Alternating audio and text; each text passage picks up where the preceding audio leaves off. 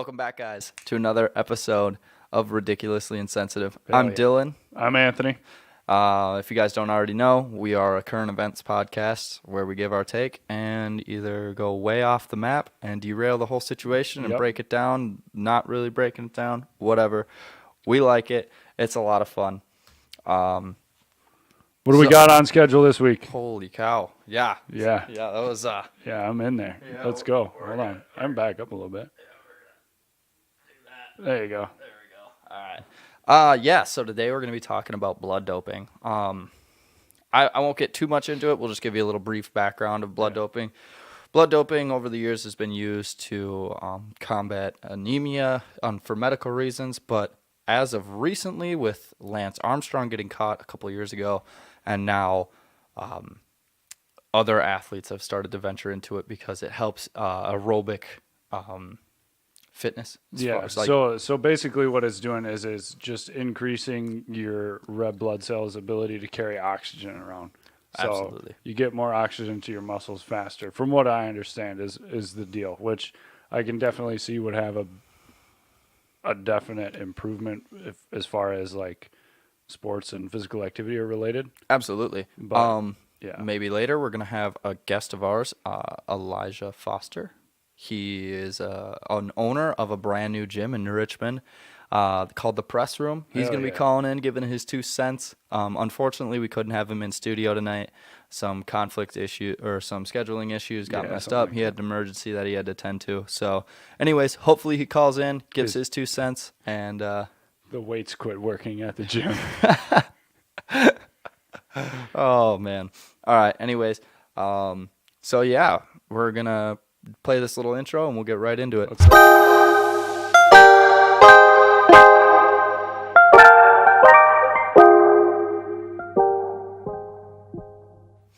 All right. Blood doping. Hell yeah. Okay. So let's go right to the source pretty much. The first person that was really in the public eye for this was Lance Armstrong. Yep, I remember. And, I mean, if you haven't heard about the Lance Armstrong thing, where have you been living? Definitely under a rock, because like he definitely brought to light how far these athletes are willing to go to win. Well, not just that too, but like the extent of it, right? Right. Like this was something that up until that point, I know I hadn't heard of it. I mean, everybody knows like steroids and things like that from baseball and all sorts of other sports, but like I personally had never heard of blood doping as a like a performance enhancing drug or technique or whatever you want to call it. Yeah, it's a PED. Up until that point. So let's break down what exactly blood doping is. So blood doping is there's a couple different ways if you want to go into that. Right. So there's EPOs, which EPO is a peptide hormone that's produced by the kidneys that allows your blood to be more oxygenated, which increases more oxygen to your blood equals more. It goes down to like ATP, more energy. It also reduces like lactic acid buildup in your muscles, which, I mean, if you've ever ran and you've got like the soreness, the muscle soreness afterwards, that's lactic acid building up and it's breaking down whatever. So that's where that comes from. There's EPOs if you want to go into that. I can't pronounce the actual scientific name of it. It's like yeah, I'm not even going to try. It's erythropoietin.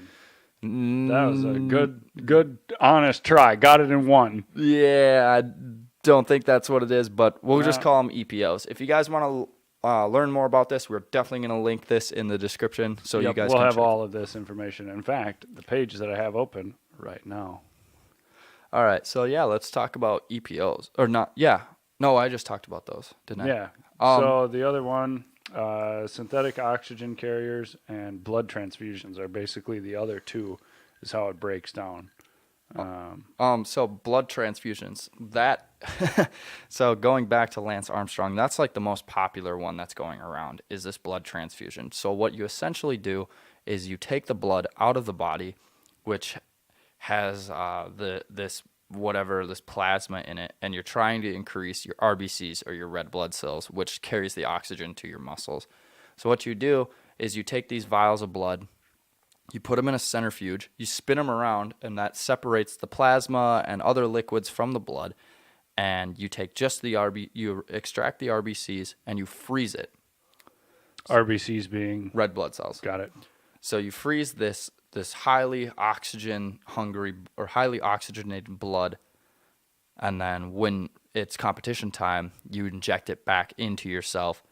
More RBCs in your blood, more oxygen content, more energy, less lactic acid, Got it. more aerobic success. Okay, sure. So, yeah, just similar to the first one in the fact that everything has to do with red blood cells, Absolutely. across the board. So, Yeah, and that's like what it really breaks down to is, if you're not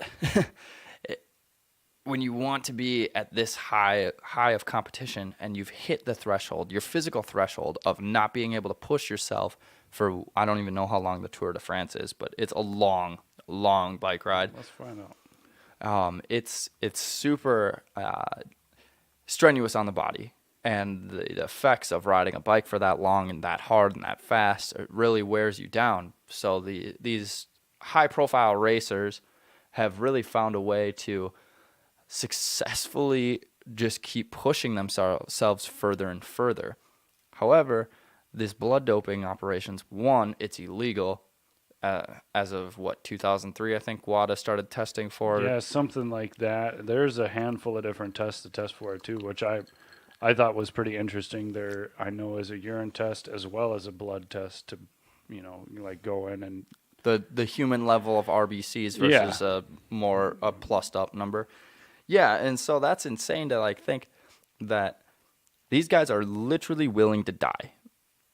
Yeah, to win. I didn't realize how many complications can come up from blood doping and stuff like that until I started reading about it for this and when I started seeing it a lot more widely in the sports community. Yeah. Oh yeah. This shit is fucking dangerous, dude. Oh yeah. Yeah, and so that's what Lance Armstrong would essentially do is he would set up these mobile transfusion hospitals in hotel rooms. And I don't know if you've ever been in a hotel room, but once. I'm not too keen to getting blood transfused into my body in a hotel room where somebody's jizzed all over the fucking everything, the curtains and shit. Like that just seems like not sterile, it's not meant to do that. Sidebar, the Tour de France, 2,200 miles. Yeah, if you're doing the Tour de France, Some bitch. and you're trying to do it as fast as these guys are doing it, Yeah. you're definitely doing something to help yourself out. Like I don't support cheating or doing any of this, but goddamn, you couldn't get me to. I'll barely drive 2,200 miles, let alone bike it. What is it, 1,800 to Miami? That drive we took to Florida, that was terrible. Yeah, something of that nature. 1,800 miles from here, from Wisconsin to Florida. Now do 400 more miles of that You couldn't make me. on a bicycle. You couldn't make me. No Oh way. It's my. 3 weeks long from what I read. Oh my God, that is insane. Yeah, dog. That is insane. That's a huge race. Anyway, sorry, we're getting off track, But which yeah, is par for the course. Yeah, welcome to us talking, derailing everything we're saying. That's okay. So anyways, yeah, so Lance Armstrong comes out, he goes on Oprah, a bunch of these talk shows, and he kind of does a backhanded apology. Yeah, I'm sorry for what I did, blah, blah, blah, I cheated. Right. But everybody else is doing it too. And it's kind of like one of those things where, yeah, as an athlete, I see the, well, why the hell am I the only one in trouble when I know the top 10 cyclists are doing the same exact shit that I'm doing. I think that's kind of one of those things where, if you get in trouble for something at work, let's say you're on your phone or checking Facebook or whatever it is, and Right. your boss catches you, but he only catches you. Mm-hmm. But for a fact all of your coworkers are doing it, and it's well, they're doing it too, and all of this other stuff. It's just kind of one of those things where, okay, well, just because everybody else is doing it doesn't mean that it is okay for you to be doing it. Right. It's just Two wrongs definitely don't make a right. now all of these people are going to get investigated too. So any friends you had left in the cycling community probably just gone now. Absolutely. All of your cheater buddies. Yeah, right. Like that kind of goes back to this whole fucking Michael Cohen shit. I'm not going to speak a whole lot on this because it's way off topic. Yep, But like, hella off topic, son. but like in on topic in the sense that he's ratting out so many people Yeah. to save his own ass, and it's not going to work. Yeah. And I just think, like, obviously this isn't a current event, but it's one of the most high profile cases of blood doping that we've ever seen, if not like Oh yeah, the Lance Armstrong thing for sure. the Like, highest thing. Yeah. Well, I mean, how many times did he win that damn race? Enough. A bunch. And they like strip him of all of his Yep. medals and like all the honorary stuff from the race. Yeah. I can't imagine sinking that much time in my life into training and actually doing the race. I mean, yeah, he was cheating, but he was still out there riding 2,200 fucking miles. Yeah, I mean, he definitely did it. Yeah, I understand that. but And I'm look. not saying that he should keep his medals, but like, god damn, dude, that's a lot of time just down the shitter. Yeah. Holy fuck. And the other thing that it kind of goes hand in hand with anabolic steroids. So a lot of people have this misconception, or the general public has this misconception about steroids being like, oh, if you take steroids, you're going to get jacked right away. You don't have to Sure. work out. Your body's just going to naturally form these big honking muscles. Big old icks. But that's not the case at all. Like, not even close to what the case is. Right. And you still have to train. Like, he trained his ass off Oh, for while sure. still doing this horribly unsafe act of Yeah. blood doping right before these competitions. So Oh, essentially, and during. and during, yeah, like he was setting up these mobile stations to seriously like do blood transfusions in the middle of a 2,200 mile race. Like, can you imagine if something would have went wrong? He would have died. Oh, for sure. Just dead. But that, like, he still worked his ass off, probably almost year round, training for this one event. Oh, I don't discredit him for that, but at the end of the day, you cheated, You cheated. but you still did it. I don't know. It's a weird thing. Like, Damned if you do, damned if you don't. well, and that's kind of it, right? So there are plenty of other athletes that I'm sure were in the race that did train all year, that didn't cheat and didn't win. Yeah. But nobody talks about them, No. which I mean kind of sucks, but And that's what the really shitty part is, because if you look at the WADA test data for, let's say, for a sport that I know a lot about is motocross. okay. You look at the top guys, the top 5 guys that are getting tested by WADA, or the World Anti-Doping Association, if that, just to clarify what WADA is. They are getting tested, I think, last year just for the outdoor season, just outdoors, which is, I think it's 16 or 15 or 16 races. Okay. Out of that entire time period, the top 5 guys were tested for doping and other drugs 3 times in a span of probably, they go from fucking May to September, October. Okay. 3 times you were getting drug tested.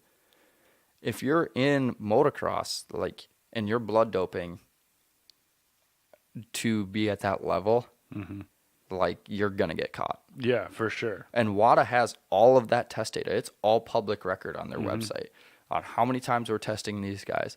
But let's say, like, you look down the list and it's like, okay, so you're out of the top 5. You're getting tested once, maybe. You're out of the top 10, let's say, like, top 5 to 10, you're getting tested maybe like 1 to 2 times. If you're outside of the top 10, you're not getting tested at all. You're maybe getting 1 test, maybe. I'm sure they do like an initial thing. You'd almost have to. But, and that's the thing, is like, if you're going to test the top guys that are winning, yeah, it makes sense. It makes sense to test the guys that are winning. Yeah. But it also makes sense, okay, so what happens when you've got the guy who is not as good at, like, on a Some On a so what you're talent saying, level. some no-name guy comes in, wins the whole pisser. No. I'm talking like, you've got some guy who talent level is not there, but physical level can do it, but wants that extra edge. but he never gets tested. So now you're not encouraging the act of blood doping, but you're kind of like, oh, you're not important. It's kind of like I'm trying to think of not making it seem okay, but it's like You're not I important. don't give a shit what you do, Right. type of a thing. Kind of looking out of sight, out of mind. Sure. More or less. And that's where my problem lies with that. If you're going to test everybody, Yeah, you if just you're gotta gonna test everybody. if you're gonna test, you test everybody. Right. And yes, it's not. It has to be random. And I know that most drug tests, it's like 30%. I think that's what the Army does. The Army does 30% for a company. Whenever there's a change of command, it's usually like 30% every month. Blah blah blah, whatever. But that's like a sampling, random sampling, whatever. Right.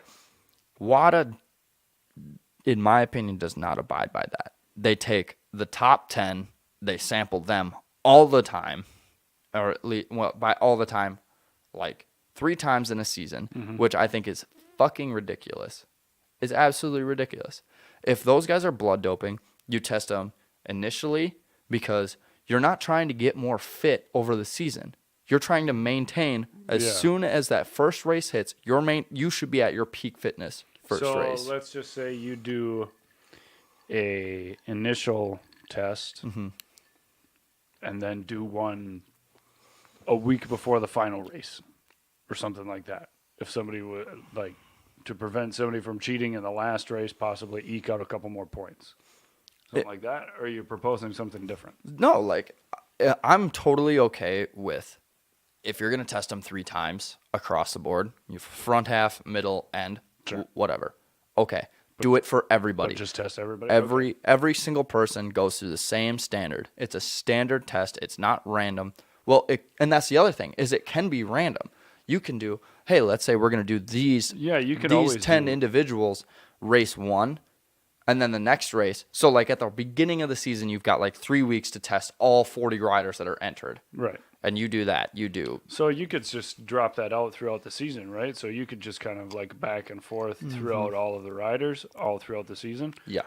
Get everybody twice before final, like a week or 2 of the season comes in, test everybody one last time, and then go. Yeah. Something like that, just to make sure everybody gets tested. I see where you're coming from here. Yeah, absolutely. But I definitely understand where, like, whether it's Motocross Association. Well, technically it would be the AMA. Okay, them. The American Motocross Association. Okay, so I understand where they're coming from too, not like testing everybody because. Actually, I stand corrected. WADA is the only person that tests for, because they're an international agency. Yeah. WADA is the only person that tests for doping across the entire world. That goes for Olympic events. Yeah, I believe they're not for profit, right? I wouldn't think so. Right? I wouldn't think so. Why? I don't want them to gain a profit because. Yeah. Anyway, but like,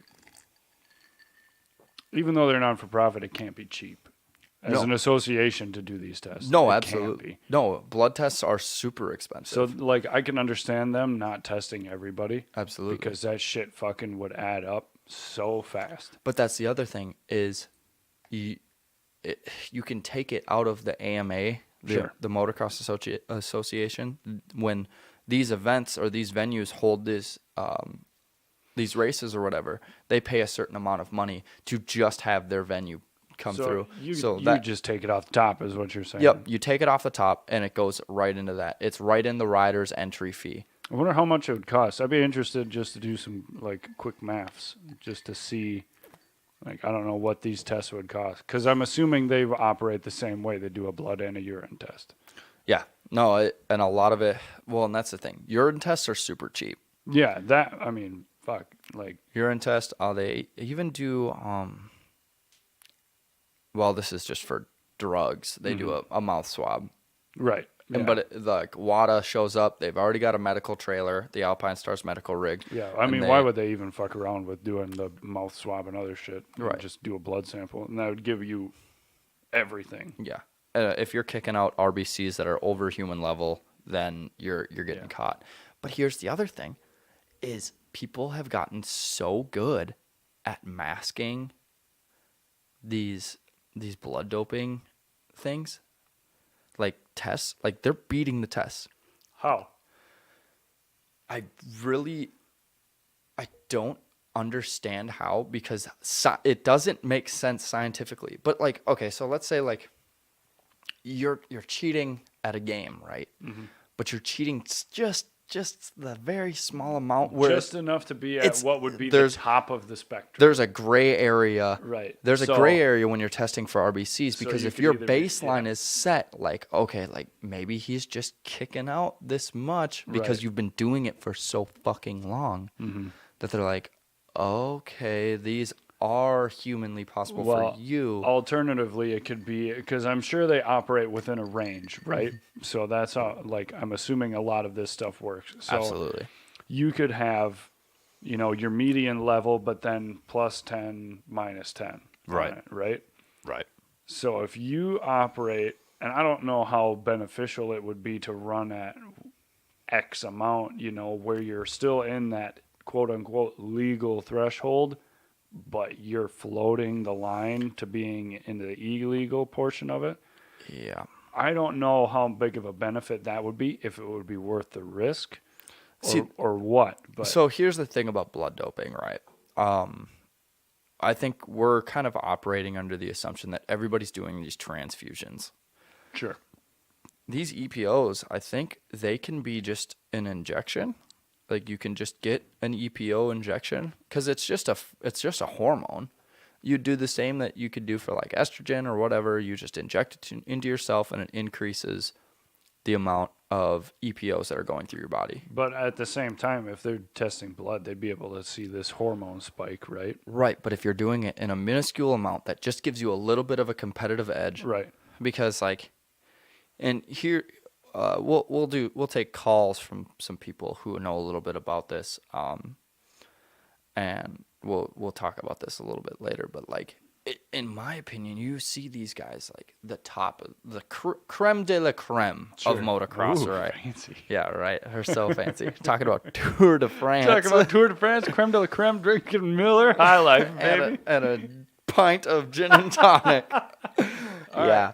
No, like you see these guys, and if these lower level guys who obviously aren't blood doping because they don't win as much, and they win a race, they are fucking exhausted. And that just could be from like physical training, how much effort they put into it.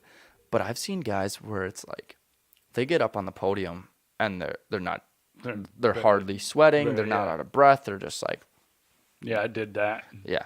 And I mean, I know how fast and how hard they are pushing their bodies.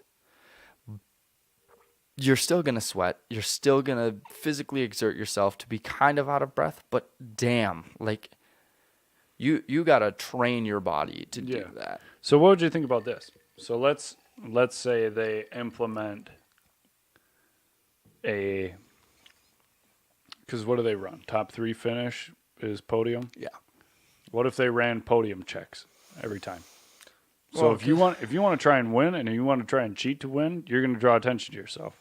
Well, okay. So, yes, that makes a lot of sense, right? Top 3 guys, you're getting tested no matter what. Top 3 guys after every race. But if there's something fishy, here's the thing: is you don't win championships by winning once or twice, right? You win them by being consistent. So if I'm consistently 4th, yeah, I might not win, but I'm like 2nd, 3rd in the points because you don't know what's going to happen. Sure. But you're never Okay, I see you're what never you're getting saying. tested. I think WADA needs to do kind of like what we were talking about, where they do like a trimester schedule. We test everybody for 3 weeks in the front half, 3 weeks in the middle, 3 weeks at the end. Yeah. That's when you're getting tested. Everybody gets tested. If you're doing illegal things, which we can go into it in a little bit. I think we're gonna do a short little break. Yeah, you want to do some ads? Yeah, we'll do. Or ad? We'll do our one ad. We actually got a sponsor for this Hell podcast, yeah, let's guys. go. So we're just gonna do a quick ad break. Anybody that's on the stream, if you guys want to shout out anybody, we can do that as well. Sure. What the hell? I'm gonna try to get a hold of our guest. Okay, good call. And see if he can call in Yeah, and give his input. You want me to just run through this while you're doing that? Or what do you wanna do? No. We can go right through it here. Okay. I'm just gonna click over to this. Awesome. So, Tanner, we've been talking about blood doping in motocross and how WADA has just kind of been reigning terror on a lot of the athletes that we have across the board as far as like the top 5. Any insight from you that you want to talk about? Well, to put in perspective, blood doping is just a hidden system. Even in professional cycling, I mean, they can dope your blood as the race starts. So something like WADA is never going to catch it at all. Absolutely. I mean, the thing is, like, when they're doing these tests, they're set up at the Alpine Stars medical rig, though. So if they're gonna catch you, they're gonna catch you in the act right away. But that doesn't mean that, okay, so maybe you're not blood doping during competition, but that doesn't really make a lot of sense to us. Yeah. So the point of blood doping is more along the lines of you can pull all the steroids out of your blood, and then when you get tested, you're clean, and they just pump you back full of that blood, before the event. So they can do it whenever they want as long as they can store your blood. And we were talking So it's a system like that. We were talking with we were talking about Lance Armstrong and how he would set up these like mobile transfusion stations across France in these hotel rooms, and it just seems like a very unsafe thing to do, but it seems like it's coming across as like more of an accessible thing for these athletes now. Well, to put in perspective, if someone came up to you and said, hey, take this pill, you're going to be the best in your sport and make millions of dollars. You're dealing with the most competitive people in the world. They'd rather die than lose. So it's an easy gamble for them. Absolutely. It just seems like something that, a lot of these athletes are, like you said, are willing to risk their lives. Oh, for sure. Especially based on the side effects and all of this other stuff that is. It's by no means, you're not getting off scot-free with this by any means. No, absolutely. Well, I mean, you're not just dealing with random dudes on the street doing this. I mean, you're dealing with, like, top guys in the medical field. This is a science that no one can comprehend. And that's why it's such a hidden thing. No one can comprehend it. It's crazy to think that, well, if I pull my blood out today and put it in me tomorrow, I'm going to be a different person, That's just insanity to everyone.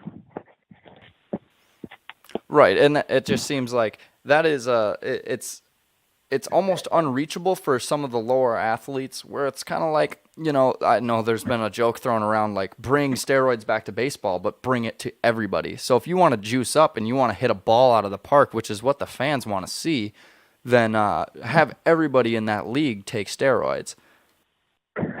For sure. I mean, there's a huge difference between steroids and doping, though. So, I mean, it's a different animal with a different type of science. And like I said, not everyone can get on that program. And, it's a niche, as a doctor to be able to do that. Absolutely. Like you just wake up one day and it's just like, hey, man, can you start blood doping me? It's like there's some serious science. And it all comes from overseas. I mean, cycling, what's brought it here. Well, right. We were talking about Lance Armstrong being one of the most high-profile cases that we've had to deal with in the last 20 years, where he got caught, doing this for the Tour de France, which we talked about earlier.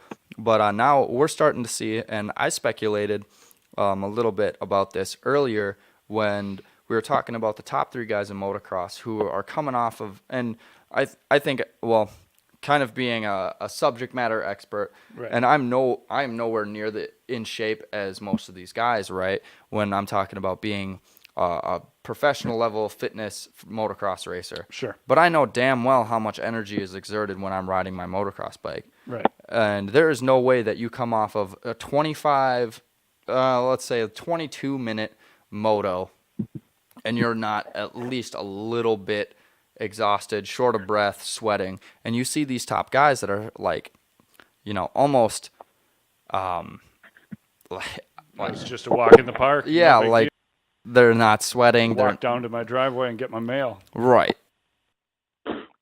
Yeah, and to put in perspective of that, I mean, Lance Armstrong is kind of a sad story. I mean, his whole program, his whole team was doping. which they don't really cover that. His whole team was doping. They were all in the same program. You could only be on his team to win and dope. The one guy that didn't do it is the whistleblower on the whole situation. So, I mean, put it in perspective, his whole team was doing it. And then any athlete that's finishing stronger than they started in any professional sport, especially in a endurance sport, I mean, it's just not natural, you know? Absolutely. When you're throwing down your fastest lap time on the 20th lap, I mean, there's some he and ha in there, you know, in the top 3-5 guys are winning by 40 seconds and they're getting stronger as it goes. And they all happen to be out of the same program or kind of in the same background. It's just, I want to raise an eye to that. And it's definitely hard for especially an organization like WADA to monitor that. Like, as you can tell from just like from hearing what you have said and what I have said about this, we can definitely tell that, you know, there's gonna be red flags for a lot of these organizations that are trying to test for blood doping and whatnot. When you're pushing at your best at the end of the race versus you're not doing an all-out sprint. But then it comes into play the fact that, you know, these athletes are doing, you know, they're training so hard week after week to not just sprint and burn out by the end, but maintain and increase. So where do we draw the line when it comes to, oh, he must be blood doping because he's increasing speed, or was he just holding back at the beginning of the race and now he's up to par? You know, I don't know where to draw the line. I don't think there ever will be a line. Professional sports, I mean, everyone, there's like a fact, like 98% of professional athletes at one time did some type of performance-enhancing drug. So, I mean, the line, I mean, a true champion does whatever it takes to win. I mean, it's not my job to tell someone how to do their sport, and if they do whatever it takes to win, more power to them. I think everyone has the same resources as they do. I think part of the problem too lies with whoever's spectating the sport, right? Too, this is like what you were saying earlier, Dylan, with the baseball. Everybody wants to see home runs. Everybody wants to see these enormous guys do these enormous feats, and that's, I think, part of being a spectator for a sport is, well, this isn't something I could ever do, but I want to see somebody clobber the shit out of a ball or fucking land an enormous jump that I would never be able to land on a dirt bike or whatever the particular sport may be. I want to see somebody do it huge. I want to Yeah, see. I mean, naturally, you just want to see someone do something that you don't think is humanly possible. You know, that's when you go to any professional sport, you want to see someone just crush it, shatter it. You know, you want to be able to look at it and be like, damn, like, I'll never be able to do that. Like, these guys are on a completely different level. That's what gets the rise, and that's what sells tickets. Yeah, and that's exactly what we're talking about. Thank you, Tanner, for coming on. That's all the time we have left for this call. We're going to get into other things. Yeah, thanks for being our first caller on the podcast. What a fella. Awesome. Thank you. Woohoo! All right, thanks, guys. Bye.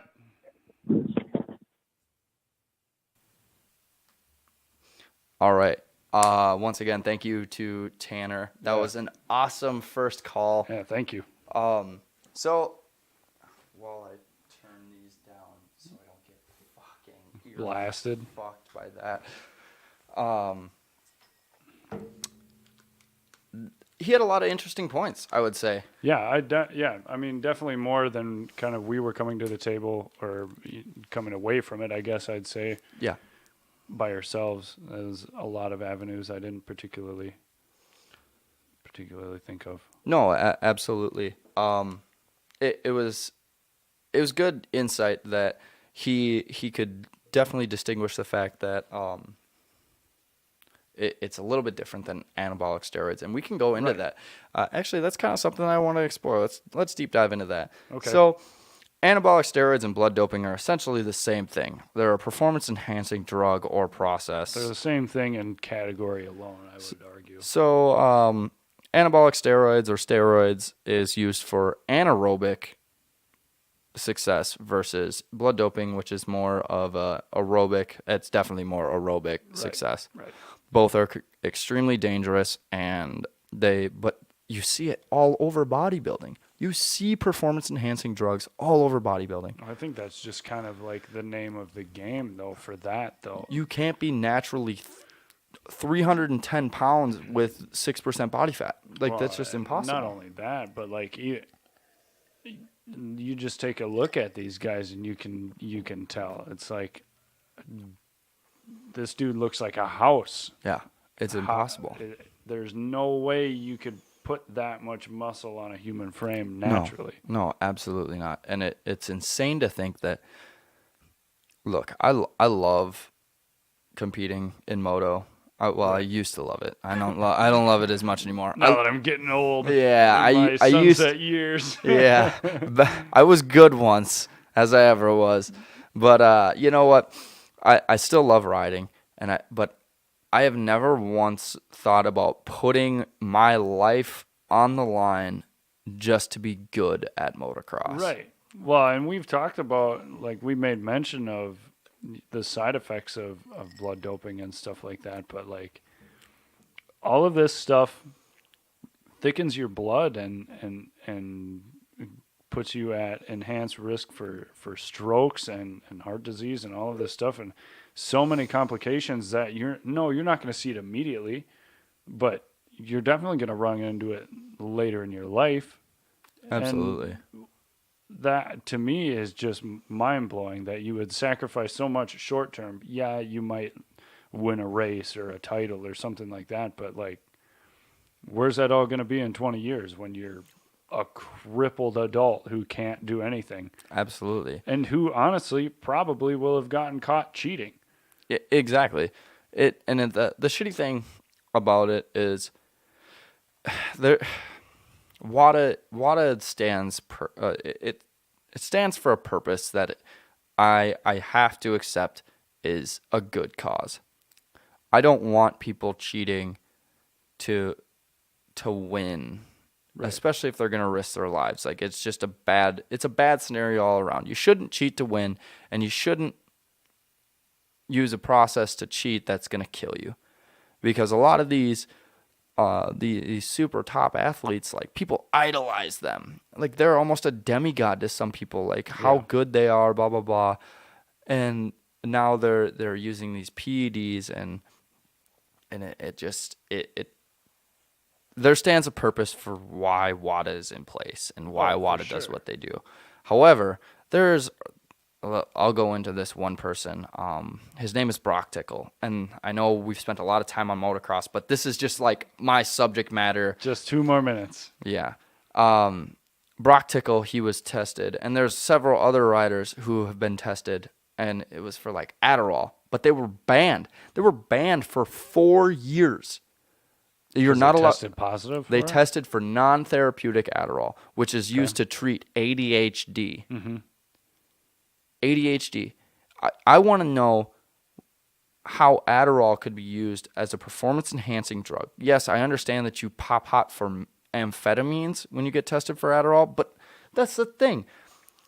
If you're in an endurance sport, why would you want to increase your heart rate? That just doesn't make any sense to me. I think a portion of it might just be that they got banned. Like, they might not have even been using this as a performance-enhancing substance. They were just been abusing this substance. And so, well, no, it's not even abuse. They had a prescription for it. However, at the beginning of the season, you have within 30 days to the start of the season to get a release waiver that you have a therapeutic drug that you want to use. Right. So, and when WADA was testing for it, they didn't do a good job of notifying all the athletes that you had to use this. And then they went and tested, and a high-profile athlete by the name of James Stewart, who pretty much, if you know the sport of motocross, you know James Stewart, blah, blah, blah, whatever. He was banned for 2 years because they just started testing for it. Mm-hmm. Well, pretty much after that, he was done. He stopped racing almost completely, blah, blah, blah, whatever. Now, there's another person that got caught for it. I can't remember what his name, Clay Clausen, something like that. He was banned for 4 years for taking a drug that is used for Adderall. And it just like that, in my opinion, is not used for doping. No, like I think there definitely needs to be a little bit more in terms of checks and balances as far as who gets banned for what and things like that. Like, Absolutely. definitely a little bit more time looking into it as far as something like that, or maybe an appeals process. Right. But But we're talking about an international organization. But like if they did truly have a prescription for this, that definitely changes the game entirely. Oh, It's a lot absolutely. different than fucking scoring Adderall off of some fucking 15-year-old. I'm pretty sure that's where you get Adderall. I don't know. I wouldn't know either. Anyway, so that's a lot different than actually having a prescription for this, and having a necessity to take this, and still getting caught for it and getting suspended or banned or whatever is kind of bogus. Right. And it just like, it's something that WADA needs to definitely improve on. I know they've gotten a lot of feedback and a lot of flack for these riders and these athletes getting banned for. Well, I can imagine that. This is if these people are getting banned for something that they are prescribed, I can understand why they're catching flack for it. Right. And it's just kind of like one of those things where it's like, damn, this sucks. Yeah. It really sucks because like these athletes, you know, they try really hard and they train so hard, and these teams that are putting them into these situations where they have a factory bike and they've got all this support, and now they're paying them to sit on the couch because they tested positive for fucking Adderall. Yeah. All right. We're sitting at about 53 minutes with a couple of breaks. You want to wrap her up? We're going to talk about the last motherfucker that got caught blood doping. All right. Okay, that sounds fun. Let's go. So this Max Hockey guy. I remember. Oh, God. And it was literally this week. If you don't know who he is, he's an Austrian. Here, I'll pull up the article. That's a good idea. All right. So let's check it out. Austrian sounds right, though. All right. So he was an Austrian cross-country skier. He's been to both the Sochi and Pyeongchang Winter Olympics. Nailed it and won. Tried. Me and my uncultured ass. I think you did pretty good. But yeah. So German and Austrian officials conducted a doping raid at a Nordic Skiing World Championship event last week in Seefeld, Austria. 5 skiers and 4 other people were arrested in the championship, while German authorities claimed they also arrested the alleged ringleader in Erfurt, Germany. If anybody's not aware, you can. I'll bet you money you can Google this guy's name, which is again Max Hockey. And I'll bet you money that you can pull up the GIF of this guy blood doping in his hotel room at this joint. Okay, so the funny thing about it is the cop that took the video was fired. What? Because I didn't realize it was a cop that took the video. Yeah, no, they busted him and whatever. So they kicked the door open, and here's this guy in the middle of a transfusion. And he's kind of like chilling on the couch. And he's like, "Oh God, I am caught so red-handed and red-armed. Red-armed is pretty good. Red-armed, if you may." But he's sitting there, and it's kind of like, "What do you use?" That the old the needle fell into my vein. Dang it! Slipped right in there. Yeah, I sat on it. Yeah, with my arm. Yeah, I mean this is just a. Oh, it's such a shit show. It's such a shit show. It is. It's funny to see that, you know, it's still going on, and it's definitely prevalent, and there stands a purpose for why WADA is put in place and why, you know, you shouldn't cheat, because if you cheat, you're going to get caught. People are going to find out about it. It just kind of sucks that, you know, these athletes are willing to do this.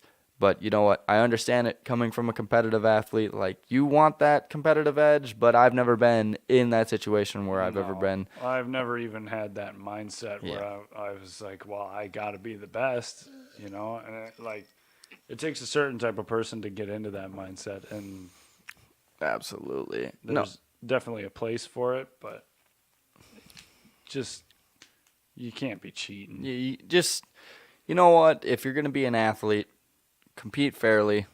If you get your ass beat, try harder. Until we start a league that's all performance enhanced athletes. That's what I'm saying. And then we just Royal Rumble until everybody dies at 30 from a heart attack. That's what I'm saying. There we go. If you want a performance enhancing drug, you name it, league. You heard it here probably 39 times ago. I'd watch it. That would be awesome. I want nonstop home runs. I want cyclists doing Tour de France in 3 days. Yup. Let's go. Just no sleep. Let's get them. set some records. Let's set some records. And we'll even keep them separate. All right.